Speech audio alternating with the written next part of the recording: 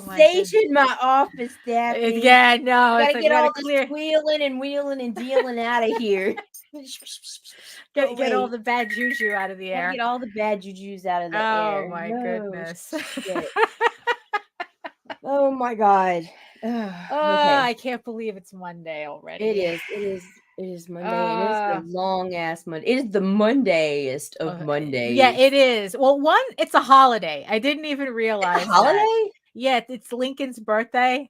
Oh, so today's technically a federal holiday. Well, shit. But that's not stopping. Today is also the day I scheduled myself to finally do my taxes today. So I'm going to have a fun day today. No. That's gross. It is. It is. Good morning, everyone. It is February 12th, 2024, and this is the Rage Into the Vlogs.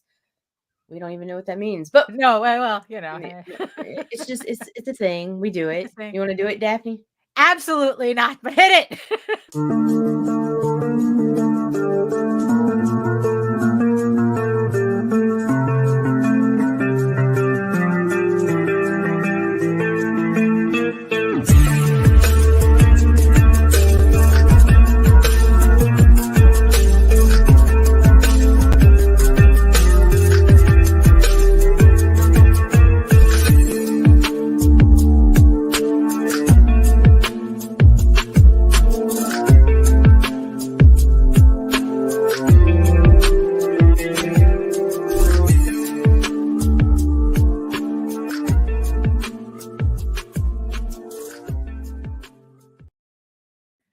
Good morning, Daphne. Hi, it's me. The problem, it's me. I'm always the problem, but hey. Oh my goodness. Yeah. So like I said, today is technically tax day for me. I gotta be an adult today, and 0 stars. Do not recommend this adulting shit. Well, you gotta give it a half star for the rating. Well, that's true. That's true. Yeah. You know. So who's joining us today in the chat?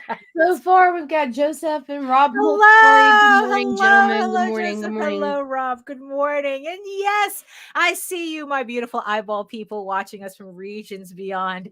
If you're joining us from Facebook, if you're joining us from LinkedIn, if you're joining us from Twitter, come on over to YouTube. Join the sexy people in the chat. It's a lot easier this way.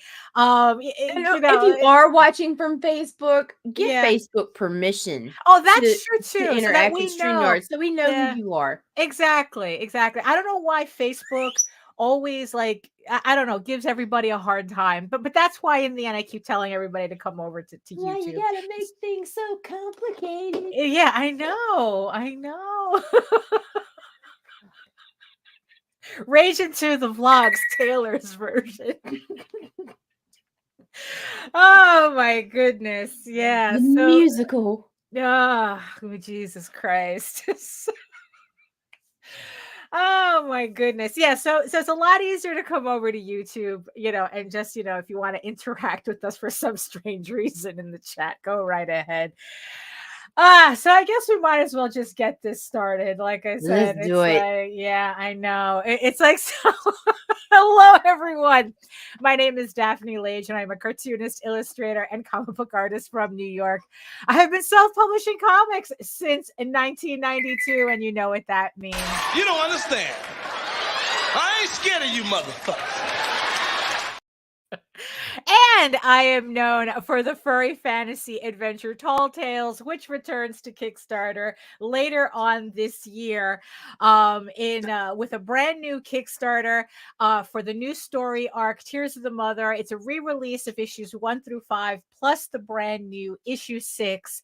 But yeah, that's later on this year. And I am known for my medieval fantasy drama Eager Raven, Heir the First Unicorn, which is on Kickstarter right now as we speak. speak. Links are in the show notes. We've unlocked the first stretch goal, and now we're on our way to unlocking the second one. So thank you, everybody who's pledged so far to the campaign. In the meantime, you can read both my comics online at egoworks.com, EGOWORKS, and at Tall Tales Online. That's TAILS online.com.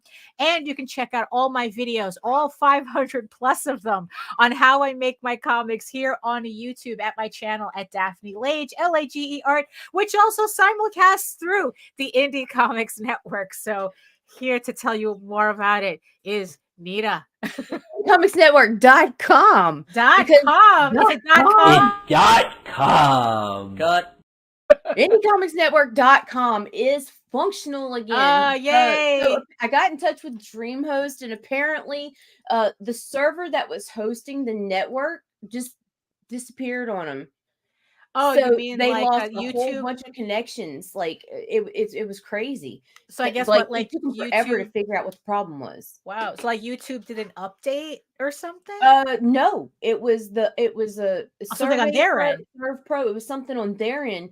But when they went in there, they couldn't figure out what the hell was going on. They were like, oh no. The first guy I talked to was like, because it would show that it was redirecting, but it would not redirect. It would spin until it timed out, and then it would just go blank. And so the first guy I talked to, he's like, I got to talk to my team, hang tight type thing, and then he transferred me to somebody else, and that somebody else was like, same thing. So they said, and then finally they were like, oh, okay, I think I know what's going on here. Just give me just a few moments, and went in there, and boom, problem was solved. 2 hours later. 2 hours. 4 hours. Later. 4 hours later. Like seriously. But anyway, IndieComicsNetwork.com is that's very good. So yeah, it works. It takes you to the YouTube channel. That's where we're redirecting. Indie Comics Network is hosted by my freaking Google account. It's comics and stuff and whatever. And we've got shows coming out the wazoo. Oh yeah, really? You got like a whole bunch of new people. I really do.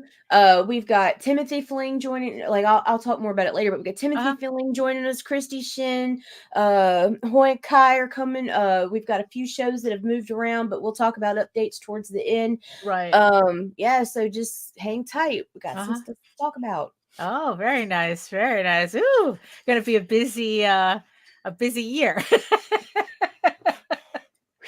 Oh my goodness. But yeah, I mean, it's just been busy all around. I mean, like I said, it's like today's the day that I had to finally allocate a couple of hours just to do my maths for the government. Because it's like January. Being away for January kind of threw me off. So I kept getting all these updates, all these reminders from my accountant. It's automatic. So it's not like I was annoying somebody for real, but it's like, oh, your provider needs, information. It's like every couple of days, I'm just like, oh, I'm on vacation. Wait till I get back. But yeah, unfortunately, as much fun as doing comics is, there is the other side of it that we have to take care of, whether we like it or not. Yeah, so I had to finally allot today for that. So, but so what's going on your end? So same taxes, tax shock. Like, oh really? Okay, yeah, like damn, dude. It's kind of like you don't when you're working in increments, especially like freelancing. It's like it's feast or famine. So like, it really is. When you're fucking broke and you're going back and having to assess the year, you're like, motherfucker, where did that go? Yeah. It was like, it just like felt like sand between my fingers. But then I have to take into consideration that I made a decent amount fucking working in comics last year. Oh, that's good. But my husband was out of work. So that extra couple tens of thousands of dollars does nothing for us because it was covering the loss, which is great. It helped keep us afloat along with friends and family. But like, it's just like, okay, so let's do this. Let's try to do this again this year. Yeah. Let's I do know. it where it's extra. Come on, man. Let's be a really vehicle family. Yeah. Oh, very nice. Yeah, I know.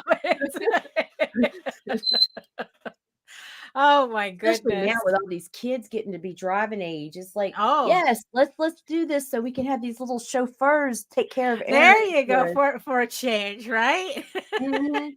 You're gonna be driving mom around for a change. Right? One thing you don't want to do is teach someone to drive in a fucking 15-passenger van. The fucker ain't nothing but a bunch of blind spots. It is not a first vehicle.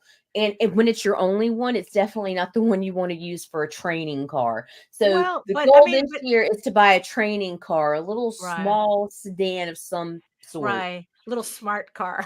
It's just you.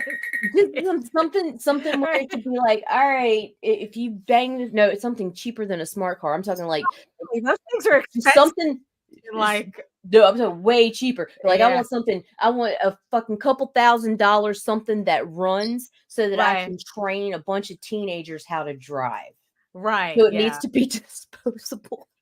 Disposable, but safe. Oh, you know what I mean? Yes. I mean, remember when you could just buy a clunker for like $200 and like right. Now I need a parking lot car that can hit curbs, run into light posts,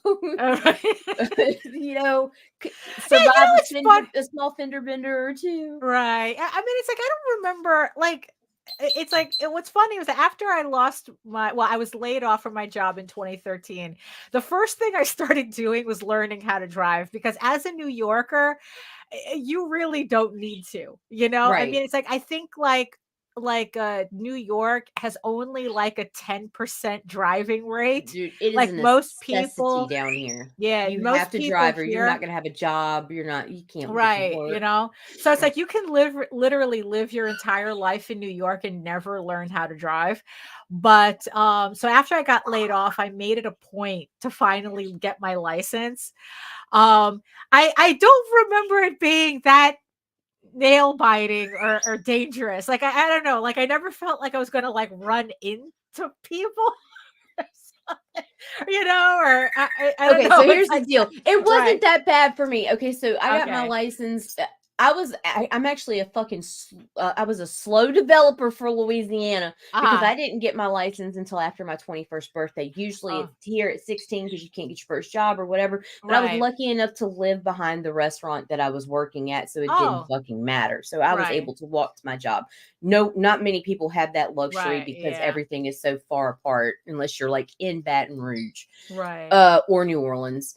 But like I did fine learning to drive, right? The very fucking day I got my driver's license, I decided I'm going to drive to Coffee Call and like flaunt my shit because I got a fucking Buick Park Avenue Electra from my at the time it was my intended mother-in-law bought me a nice car or whatever, and I was gonna drive up to Coffee Call to show it off to my friends or whatever. Fucking sitting at a fucking red light, I went over the line just a little bit and there was a cop next to me, so I'm just gonna back up just a little bit. I'm sitting there, light turns green, I step on the accelerator and plow into the car behind me with the fucking cop sitting right there because you forgot I forgot to put the car back and drive. Oh no. My God. It was beautiful. It was fucking beautiful. I look over and I'm like instant tears and the cop is fucking laughing at me and pointing for me to go into the parking lot. Dude behind me had just left the body shop, got this fancy ass pearlized paint job that he had been wanting on his car for fucking ever. And because I was driving a steel frame Park Avenue Electra, it just fucking tore his front end apart. Yeah, it was just horrible. It was horrible. It's funny now, but oh my God. At the time, no. And then the cop was like looking at my driver's license and busted out laughing. And I'm just like, but the cool thing was at the time my insurance company was offering first time accident forgiveness. Shit.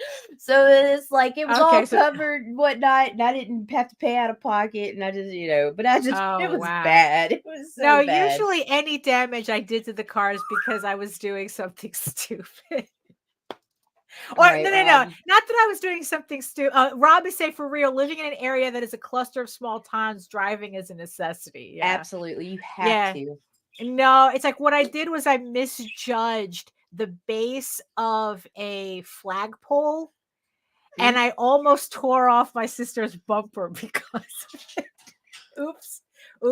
And this was what bumpers are for, right? Yeah, exactly. What's a bumper if you're not going to tear it off? And what's funny was that she had done something similar to it on the other side of the bumper, so I just finished the job, I guess. Jeez.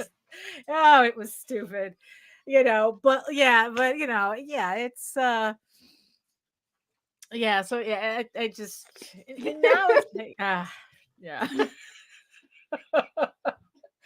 Oh my goodness. So what are the other things that, so today is tax day for me, but at least over the weekend, I got a lot of stuff done. I converted more of my books into EPUBs so that I can I can offer them on, something that you could read on your Kindle too. So I converted Legend of the Silk Rose into an EPUB so I can offer that on the campaign. I just converted chapter 2 of the novel because Jaden just sent me the cover, so I put that together, so that's ready to go. Also over the weekend I finally got to test out my sound booth, i.e. the closet. Needs more foam. I had to put a blanket on one of the doors. Did you double your panels? What do you mean double my panels? If you take the egg crates and you face them into each other and put two together, and then it works a lot better. Really? Because it's like I don't think it really needs to do that. I really need to do that. I just need to put foam on the doors itself because my original idea, right? Because I have the computer on my nightstand. Right. So I get it recording and then I go into the closet to start recording. Hello, HR. And when I realized that it was a lot better if I actually closed the door. So I was like completely in the closet. Right. So I had to put a blanket on the door to kind of like help, with that, because the door doesn't have foam on it. So in the end, I bought more foam so I can line the rest of the more of the closet. So that way I can close the door. But man, it gets stuffy in there really, really fast. Tell me about it. It turns into a hot box. Although what's funny is like the entire time I was remembering how like Aretha Franklin, she needed, for her to sing, she needed the temperature of any space that she was in to be at a particular, I forgot how high or low it had to be. I think it was a little on the warm side, or else she wouldn't sing. Because and then it's like I was kind of realizing, it's like, well, maybe this is not that bad because I guess it worked out because when it gets hot it makes me tired, and it's usually when I'm tired that I feel I have the better voice for recording. It's soothed and sexy, right? So and then it's like the other part, right, was the standing, because of course it's not like a closet like yours. It's like, so in the space that I have, I can put a chair in there, but it's too noisy. So I have to stand.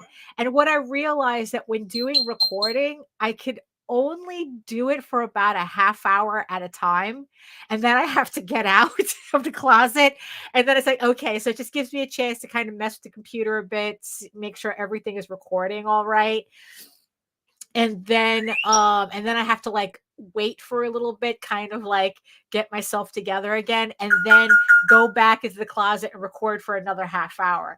But it seems like a half hour seems to be at most I can do before I start getting tired in the wrong way, because it's like, so what I'm doing, for those of you who are just catching up, I'm recording my own audiobooks for the campaign and for YouTube.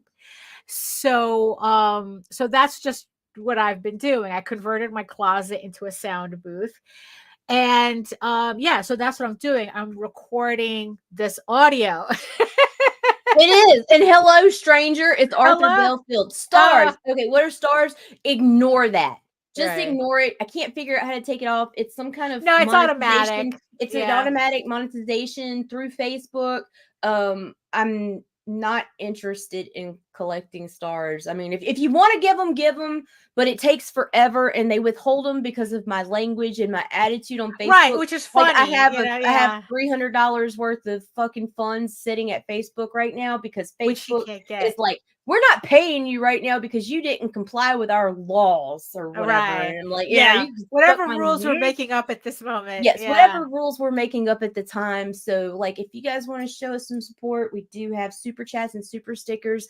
Those are most beneficial to keep us flowing on the network. And I'll let you know when Facebook decides to release my fucking money. Yeah, no, that is so it's that is ridiculous. Hello, good morning, everyone. Hey, good morning, Tim, good Matthew. Yeah, hello. Okay. I'm sorry, Daphne. I just wanted to clarify that because I'd rather people not send it there. Oh, right. Well, that's true. Yeah, you know. So I lined my closet with foam and whatnot, and I used some storage boxes. I tried to do this as cheaply as possible. Right. You know, because it's like I had the only thing that I really had to buy was the foam and the tape, the double-sided tape to stick the foam in the closet. Also, it gave me the opportunity to get rid of stuff. So just so I could empty out this space. So when recording audiobooks, right? Because it's not just about, you're just reading into a microphone, right? You have to this is why I'm stupid by the end of every vlog, Daphne. Right. No, well, this is why I only do it for a half hour at a time. And it's not closed. There's the door has a crack in it. You know, it's like, it's not. Rob is saying if you're recording with the door shut, you might be getting tired from filling the closet with carbon monoxide. Not saying it's dangerous levels, but confined space, limited optionals. I think it's more carbon dioxide, I think, that's in that closet because of my yapping. But either way, I could only do it for a half hour. It gets hot in there anyway. I just tried to do it as cheaply as possible. And and so it's like, so recording an audiobook is not just, you're yapping into a microphone and calling it a day. You have to read whatever it is you're reading in a certain cadence, so that one, you're not rushing through the words and you are saying your words clearly. That's, it's like, it's not for me. So it does require also, what makes it tiring too, is that it requires a lot more concentration than when I was just lying in bed reading my story to Nita. It's like But are you doing the voices like you did for me? Yes, I am. I do not want to take away that source of enjoyment from people.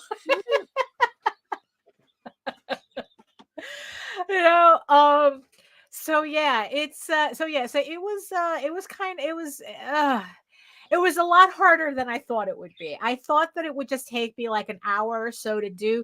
That thing took me all day, because about every half hour I had I'm out, took a nap, I'm out.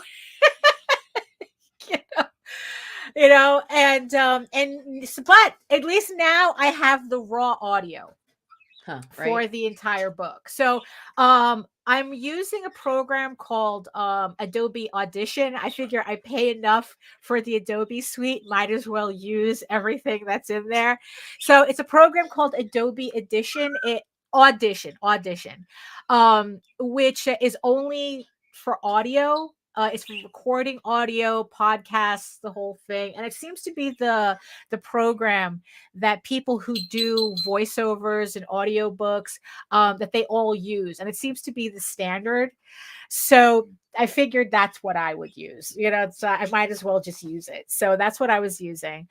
So now I have the raw audio, and now the fun part is figuring out how to edit it.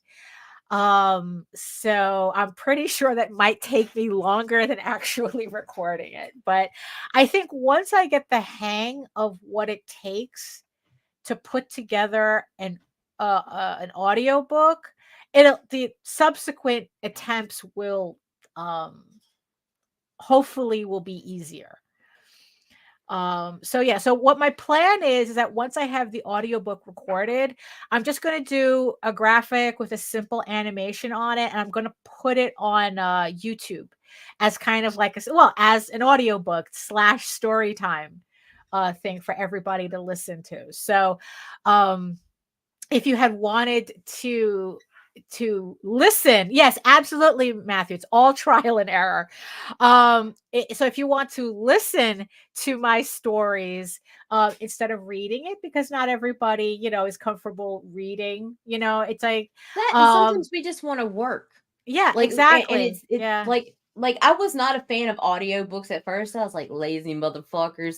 But then it got to, it's like, oh wait, I can listen to this book and fucking work while I'm going. Right. So yeah, I've done it. That's how I read the Nanny Diaries and The Devil Wears Prada. I did audiobooks of those. And then I was like listening to a lot of Henry Rollins spoken word and what's his name? Sedaris. I know his sister's Amy Sedaris. I forgot the brother's name. He did like a whole series of books. I forgot his name. David Sedaris, I think. Yeah, David Sedaris. And I was listening. So yeah, so I was like listening to those books all the time. But now, so now it's like I'm reading all my, yes, thank you, Timothy. Yes, David Sedaris, who really does have a good voice for audiobooks. It's true. So books now I'm reading on my Kindle, which is why also I'm converting my stuff into EPUB as well.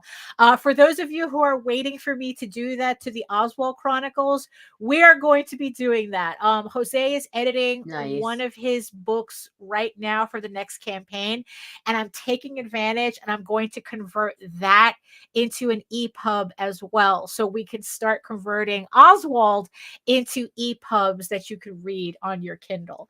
We're just trying to offer up all the options here. So that's working out well. So that's going to be available on his next campaign, which also the link is in the show notes below. He has a campaign for the next trade paperback.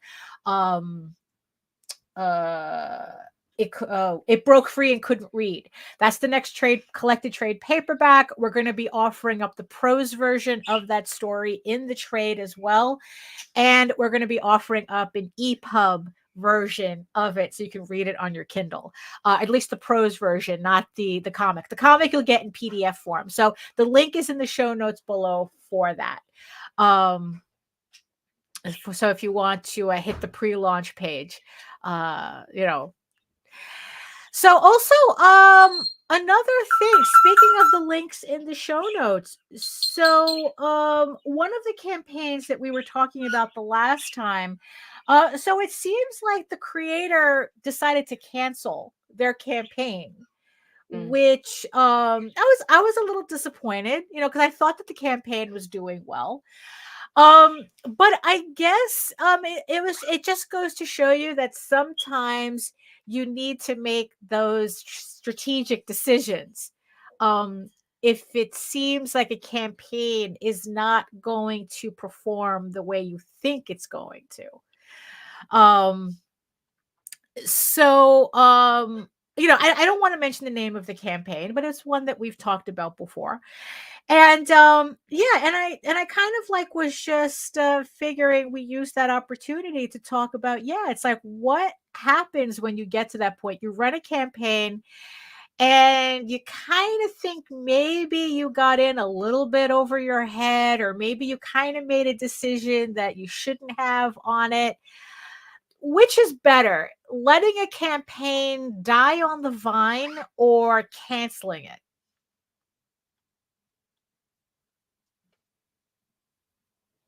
Okay, I'm gonna go with canceling.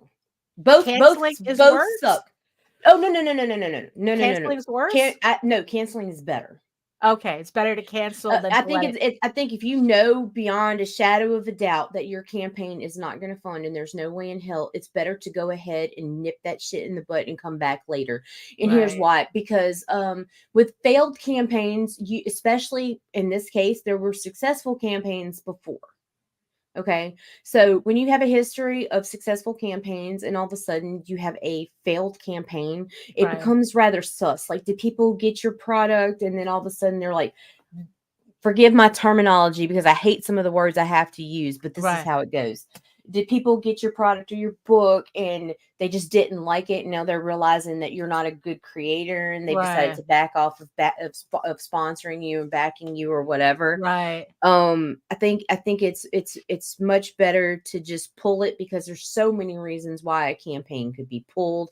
It could be simply because they saw they weren't going to fund. It could have been family issues. Right. It could have been issues with the print or with your potential printer. You might have had a delay with your artist. There's a bazillion different reasons why you canceled your campaign. There's only one reason you fail it. Oh, well, that so it's just so it's a better look to cancel. It's a better look to just pull it. Yeah. I think so. Right. But I guess the thing that we kind of have to keep in mind is not getting to that point. Right. It's kind of because it's like I don't know. It's like because me and Jose are constantly talking about this, but like I just feel that it's really important to study your campaigns.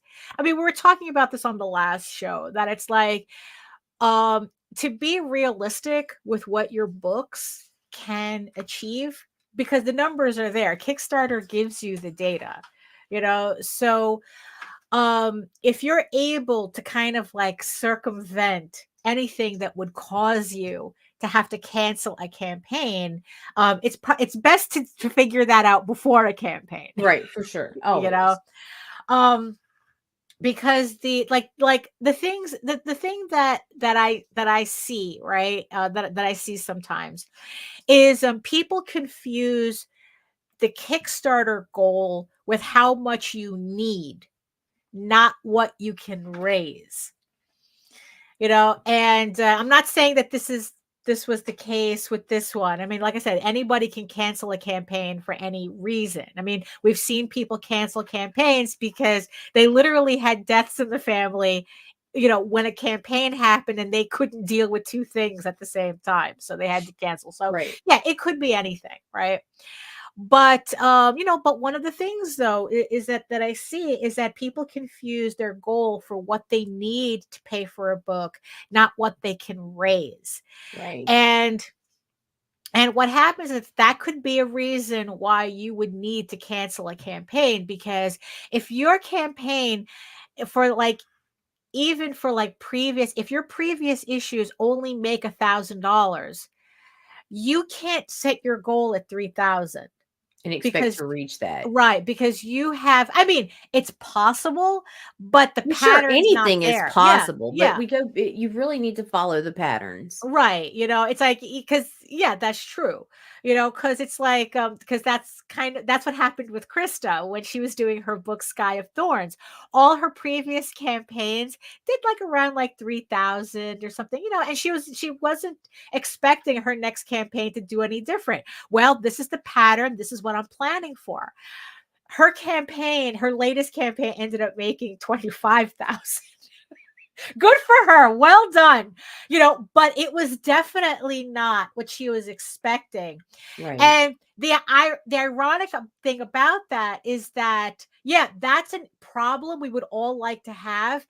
But I also got to see the problems being successful also created, because she made production decision based on only making $3,000.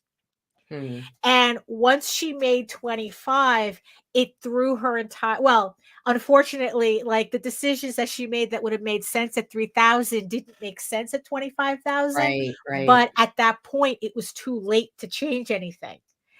So being successful at a Kickstarter can have just as many problems as not being successful at a Kickstarter. But my point being, though, is that she didn't just decide to set her goal at $25,000. You know, she saw the pattern that she saw her previous campaigns do. She set her goal accordingly, and then it exploded. Oh, Paul Gomez, how many people do research? I've talked to so many new creators that say, why should I do interviews? My books will sell on its own. Oh, sweet summer child, right, Paul? It's like, it just makes you go, oh, cute. my dear, you're so Bless your adorable. heart. Bless your heart. I mean, it's like, look, unfortunately, that is unfortunately, that is something that we also see a lot of. It doesn't matter if I have a social media presence. Back in the 90s, we didn't know these people personally. Bitch, ain't nothing like the 90s anymore. Right, no. You ain't the next Image Comics. You ain't the next Wizard Magazine. Yeah. You're just not, right. I'm sorry. Call me the Dream Killer, whatever, Ball Crusher, whatever. It's fine. I'm okay with this. Right. It's just a fact. We can't do things the way we used to because it doesn't work anymore. Right. Do interviews help? Yes, absolutely. But they are not the end all be all. You need a strong social media presence. You need a fucking mailing list. You need your audience to follow you. It's like, I cannot stress it enough. I cannot, like, and the people are like, oh, well, we don't need that. I don't need to do that. Okay, bitch, don't. But you'll get to see what that means. I mean, so Paul had said this, oh, my work will sell itself. Unless you're building a mousetrap, your work will not sell itself. No. You build it and they will not come. I mean, this ain't Field of Dreams, bitches. No, it really isn't. It's like, no, it's like the only people who can say they don't need, it's like Coke doesn't need to advertise. When was the last time you saw an advertising for Coca-Cola? Probably during the Super Bowl yesterday. Right, but that's I don't even know. But that's probably like the Christmas. Like it's not, they do the Christmas, stupid polar bears or Santa or some shit. Yeah. Right, but it's like, it's not like Coke needs to be in your face all the time, right? Because they don't need to. They literally do not need to run advertising. They literally don't. No, Paul. We didn't kill your dream. No. What it is that we just want everybody to realize that it's like that when it's like, there is no, it's like build it and they will come. It's like you need to study the numbers that your campaigns are generating for you. The information about how your books sell is in your numbers. Kickstarter very generously gives you those numbers.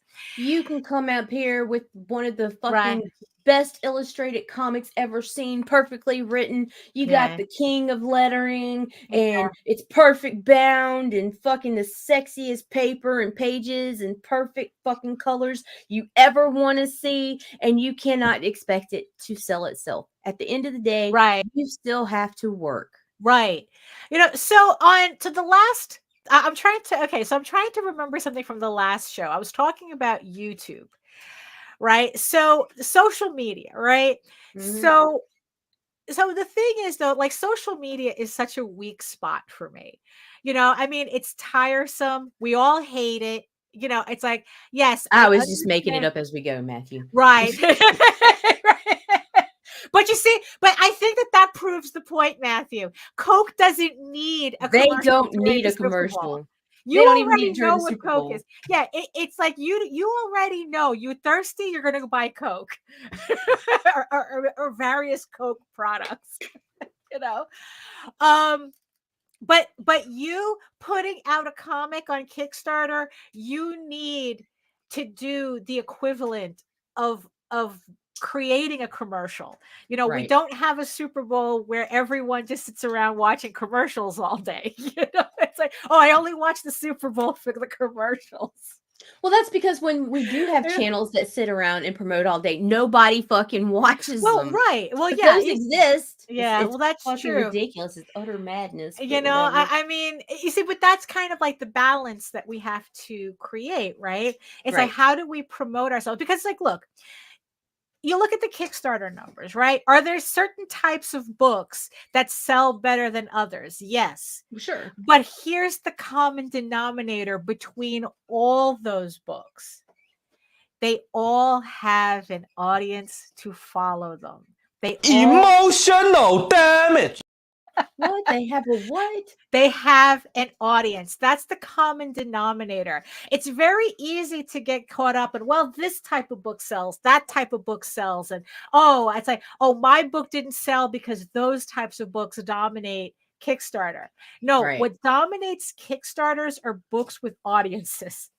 If you really want to narrow it down, that's what it is. Do certain genres of books tend to have, I don't know, an easier audience to grow? Maybe. But in the end, it boils down to audience. To get an audience, you need to put yourself out there. Your book will not sell itself. I see what's going on, like on writers' threads, right? It's like all these self-published authors. It's all the same thing. Where it's like, how do I get more eyeballs on my work? How do I get more eyeballs on my book? If I don't have a traditional publisher forcing the issue, putting you in magazines or pushing you towards distributors or whatnot. It's like, if you don't have that, how do you get out there? And for us, social media is the only way to do it, So it's like, the idea is to figure out where your audience is on social media and then catering to that attention, to get work on your book, to get those eyes on your books. Now, it's like, and like I said, we all hate social media. I know we do, because it is a lot. It's like, it's extra work on top of the work we have to do, but we have to do it. So in the end, this is where my audiobooks came in, because I couldn't figure out what I wanted to do with YouTube, because, like, okay, I'm doing these streams, right? But the thing is, though, is that YouTube really doesn't like live streams. So even if I do a lot of live streams, if you do a lot of draw streams, YouTube is not going to give it the traction that maybe like an edited video does, an edited video gets. The thing is, though, it's not that I hate it. It takes too much time and effort for what I think the return is on the effort that I'm putting in. And then what's ironic that I was talking about the other day was that I found out that my YouTube scripts work better on Substack than it does on YouTube. So what do I do with YouTube? Well, what I did was I decided, like, I'm going to continue doing these shows, because these are kind of like little infomercials. So it's like, whenever you're on a show, think of it as an infomercial for yourself, right? Because in the end, that's what it is. You're creating, you're getting people to watch you and associate with you. And then eventually they'll associate you with your work. And then when you finally put out a crowdfunder, it's like, oh, you're the person I watch all the time on YouTube. Let me go try out your book.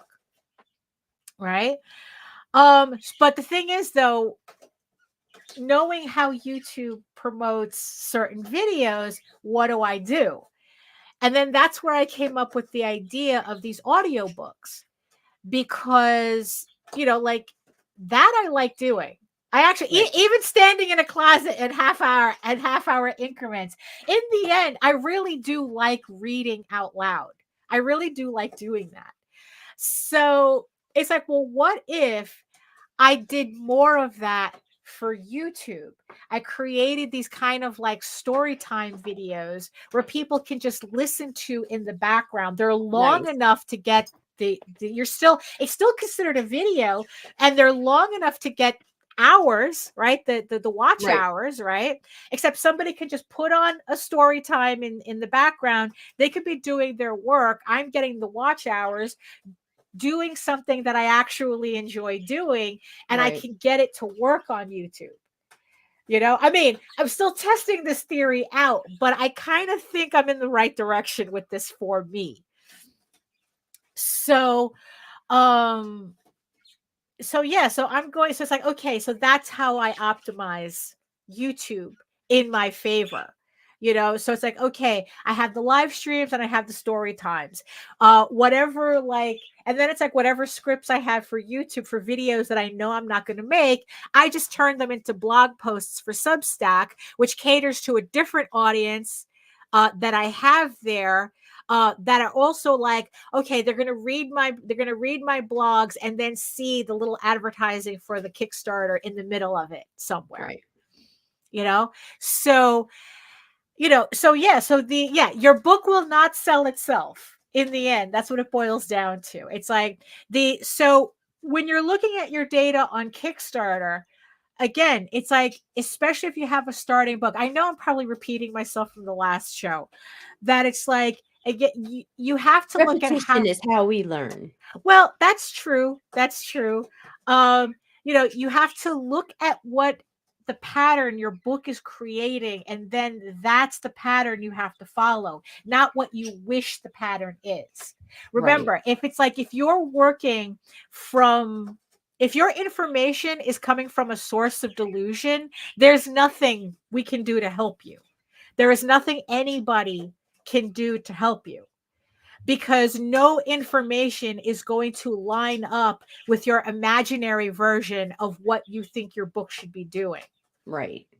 You know, it's like, if your book is making $1,000, $2,000 on Kickstarter, but you're like going, no, I should be making $10,000 on Kickstarter.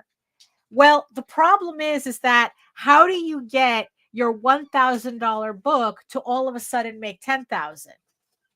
You know, you setting your goal to 10,000 doesn't force that jump.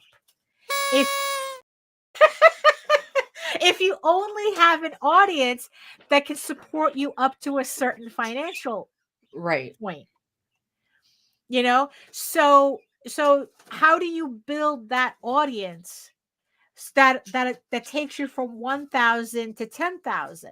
Now you say that's the trick. Networking. And how do we network, people? Through social media. Well, yes. Yeah. Through mailing list. Yeah. You know, I mean, and that's kind of the thing. Those people are not going to just show up. No. You know, and here's the thing. It's like, well, I was talking on Friday about the fact that my mailing list was so frustrating to me, because I had 400 people who they purposefully signed up for my mailing list, but they would not engage at all with any of my emails. So it's like, what if you have an audience that doesn't respond to what you're doing? They obviously have an interest in what you're doing, but they're not responding to what you're doing. You know? And then, like I said, then that's when I realized a lot of people were moving over to Substack. And then that's when I realized it's not that well, that's true too. Yeah, you network by conventions, and whatever you need to do to network and create. The thing is you need to network in order to network, you need to do a little bit of everything. Yeah. And it fucking sucks. And I'm sorry, but it's just work, but that's just how it is. Right. It really is. It's like, if you need to go to your local comic book shops, you know, and get to know the people there, make that effort, and you know that that's where you want to be, then that's what you do. I mean, yeah, if you want to build your audience at conventions, that's what you do. Me, I'm the opposite of that. I could care less about comic book shops, and I don't like conventions. So I'm left with social media, you know? So it's like, so you have to adjust your expectations accordingly to what you're willing to do. And in the end, that's what it boils down to. What are you?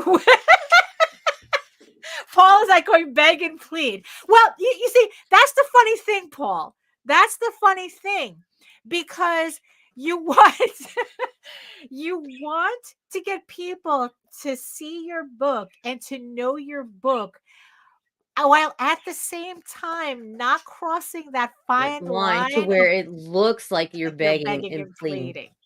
You know, I mean, because that's the thing.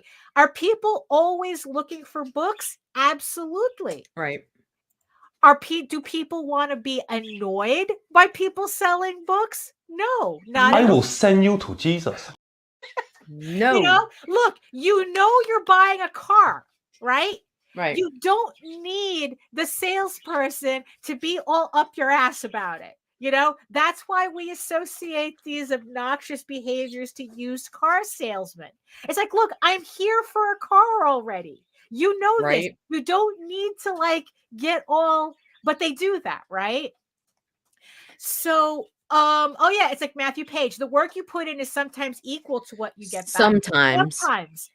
You know, it's like, yeah. But look at it like this. When you do put in more work, the chances are a lot higher that you're going to get more back. The odds are in your favor. Yes. It's like, it's like you're going to get more trying. You're going to get more back trying than if you did nothing. Right. If you did nothing, you're definitely not getting any. 100% you're getting nothing. Right. What is that Wayne Gretzky quote? It's like you miss 100% of the shots you don't make. Right. Right. So, right. It's like, so, you know, so it's like, yeah. So if you do nothing, you're definitely going to accomplish nothing. If you do something, something is going to happen. And remember, even a negative reaction, even a negative response is a response, because at least it gives you something to that's information that you can use. But that is not the same as all negative publicity is good. Oh, like all good. Yeah, not the fucking same. That is the same thing. Farce here. That is a farce, especially in comics. Yeah. Negative is not good for you people. Right. It's not. It's not. You know, so it's like, yeah, you kind of, yeah. So you kind of have to be strategic as to, all right, so what do you want to know? How do you want people to know you? Right. You know, do you want people to see you as the enthusiastic creator who loves what they're doing and wants to share that work with you, or the angry little troll man yelling under a bridge? Right. It's like, which do you think will kind of get you people an audience that stays? Hey Pixel, you know, what gets you an audience that stays? You know, so it's like, yeah. So the thing is, so it's like, yeah, you have to make the effort on social media. You know, it's like whichever platform works for you. It's like, yes, they say, you know, stake out your claim on every social media. Yes, squat your brand everywhere. But really grow the ones that are growing for you.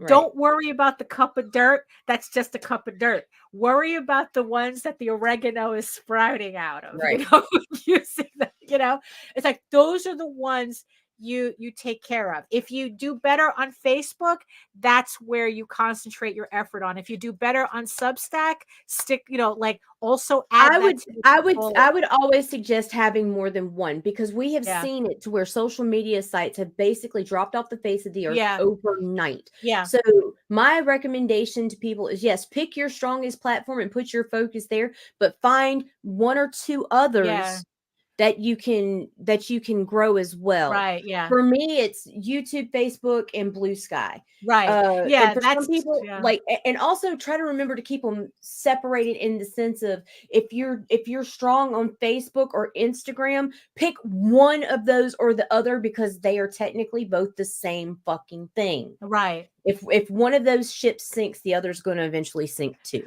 Right. I mean, because we saw what happened with Twitter. It was, you know, it's like, all of a sudden, overnight, a lot of artists found that they couldn't, that what used to be their biggest platform, it's slowly growing. It's slowly growing, and I really think it's going to be one of the stronger platforms. And if you like an invite, I have plenty of codes. Oh no, it's open. It's open now. Open now? Oh, it's open now. Why are they still giving me codes then? It's like, stop giving me your fucking codes. Yeah, now, Blue Sky is now open to the public, so you don't need to have a code anymore. From what I can. And if nothing else, Timothy, get over there and squat your name and brand. Right.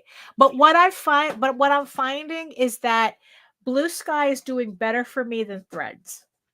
Yeah. And and it's like I'm kind of treating everything Threads, better than Twitter is now, even though definitely amazing. But it's like you have to build your audience.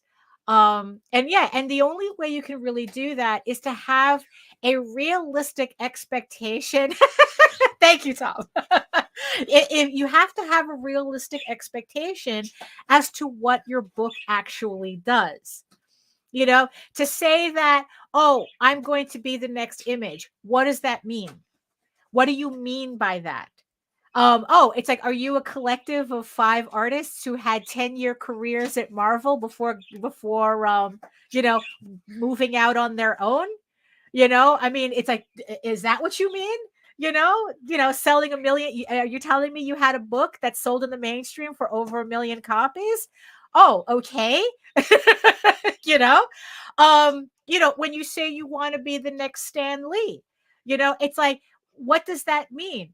Did you have an uncle that gave you a job at a publishing house that made comics already when you were 15 and you worked your way up from delivering coffee to, to working with editorial? Is that what you mean? Being the next Stan Lee? Is that what you're doing? God, thank you, Tom. I'm screaming this. You're not the next Image Comics. You're not the next Wizard Magazine. Shut the fuck up and be yourself. Yes, exactly. Tom says, stop saying I'm the next, and instead be the only you. Thank you. Yes, it's like, and that's the thing. You're the only you. Be the best you. Don't worry about whether you're the next something. Why do you want to be behind? Why do you want to be... why do you want to be the dog behind the lead sled dog? Right. The view's not too good. You're going to be chasing an asshole your entire life. Exactly. So it's like, it's like there's only one of you. Are we doing similar products? Yes, but you're the only one doing the thing your way.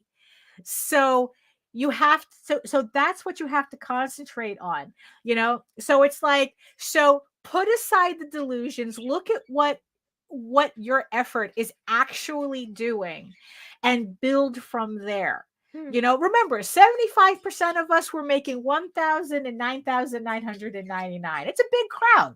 You're not alone. It's like, so you have to build your... Okay, Tom says, way too many people worrying about other people doing their own thing. Every minute you spend worrying about that guy is time lost on you. It's true. Amen. It's true. It's like, look at what you're doing and build from there.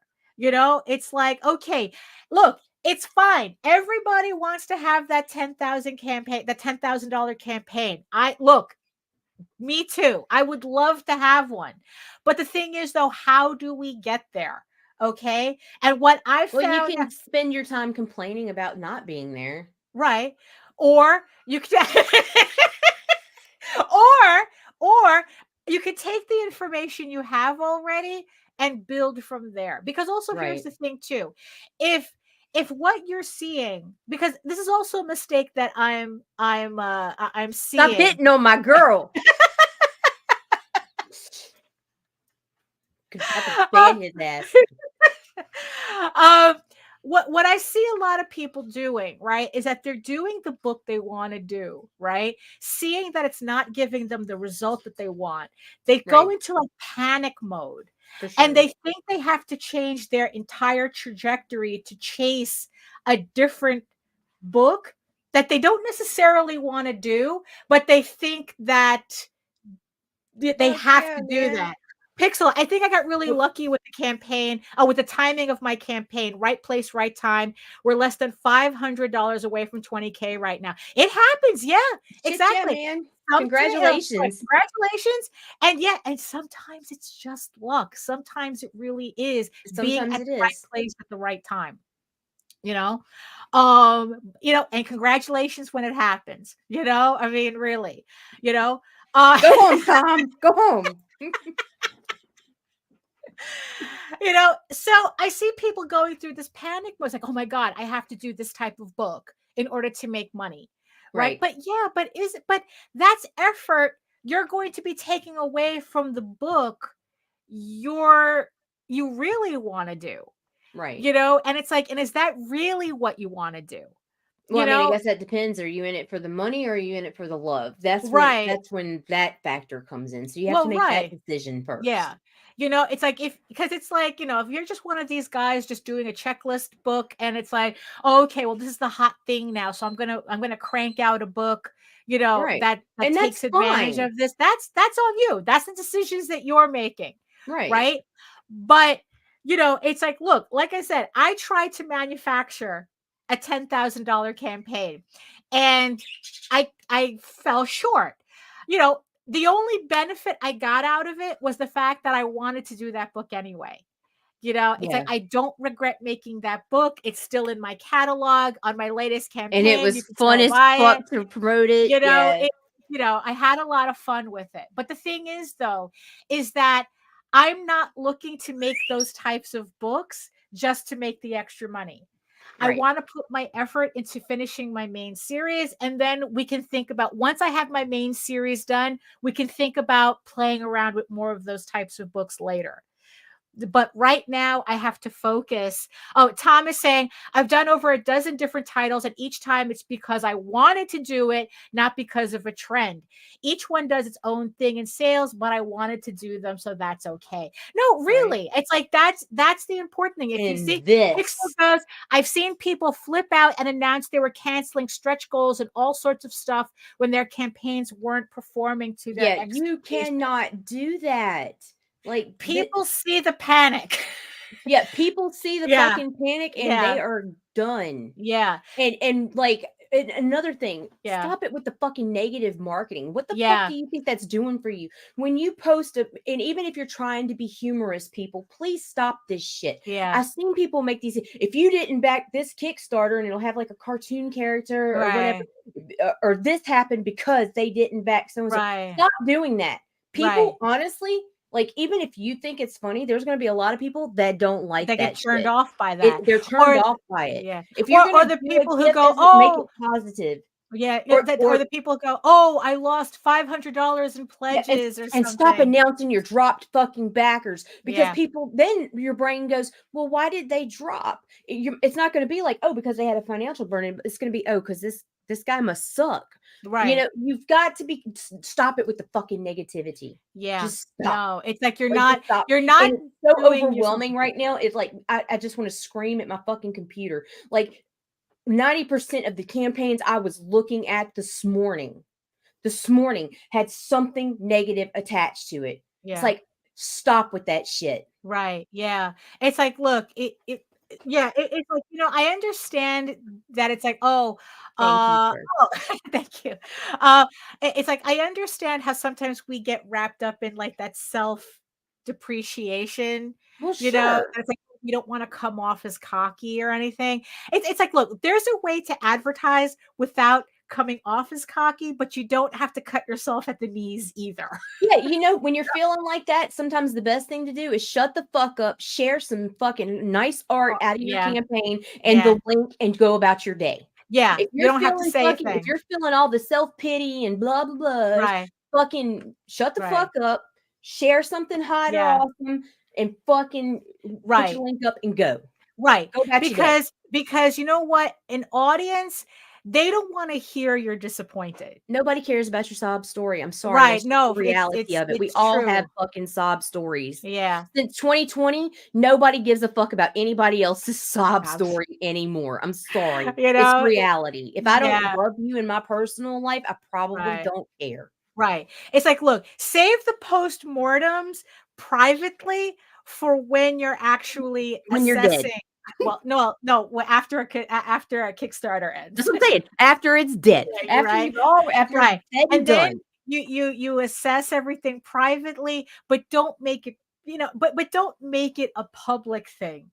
You know, I mean, it's like, I'm hoping that when I talk about, you know, what I fell short on campaigns, it's more as a group learning experience rather than I'm lamenting. You know, so Pixel what did Pixel say? He said he wants to do a postmortem. I want to do a postmortem podcast from regions beyond. We'll get Madame Leota to come out and you know. Oh my goodness. But I don't know. It's yeah. I mean, we can continue this conversation if people want to network. Keep it simple. Keep it positive. Fucking focus on that mailing list. Surround yourself with positive people. That's another thing. If you're with someone who's constantly freaking negative, that is going to be attached to you, whether you think it is or not. Right. Yeah. You know, I mean, and in the end, it's like your book will not sell itself. Right. Yeah.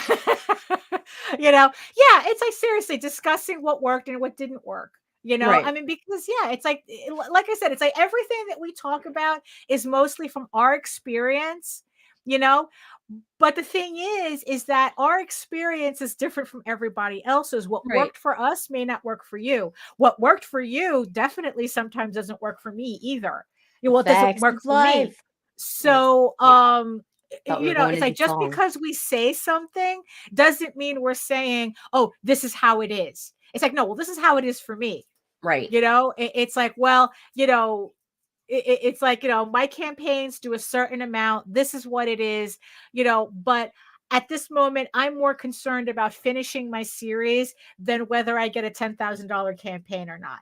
You know, am I still going to like put out streams and videos and, you know, do what I can on social media? Yes. But I'm at a point now where my goal is to finish the series. Yeah. Oh, Pixel, I'm working on a calculator for Fund My Comic to help people stop underestimating their expenses. That's true too. Very good. Very good. Yeah. Because that's the thing. I mean, in my case, I can afford to get away with, I guess, lesser performing campaigns because I do everything myself. Right. You know, but I know that it's like when you have to pay out for everything, it gets, you know, hey, Connie, things are always more expensive than you expect. Absolutely. Yes. You know, so the expectations are going to be different when you're paying out than if you're doing everything yourself. But you know, we can save that for we can save that for another show. But my taxes are waiting. My accountant is like going, shit. So much fun.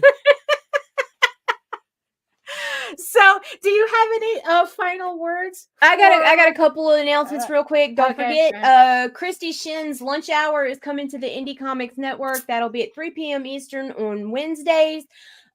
Beginning February 21st, we also have Timothy Fling joining us. He will be bringing the Creative Cranium to Indie Comics Network. That will be starting February 16th. He'll have a special, the Creative Cranium 50th episode spectacular, the Night of 1,000 Stars, February 16th, 10 p.m. Eastern. Also, we have Fyke It, Let's Draw is moving to Tuesdays at 4 p.m. Eastern to make way for our newest show from Hyde Herman Studios Art Stream. It'll be hosted by Hoi Kai.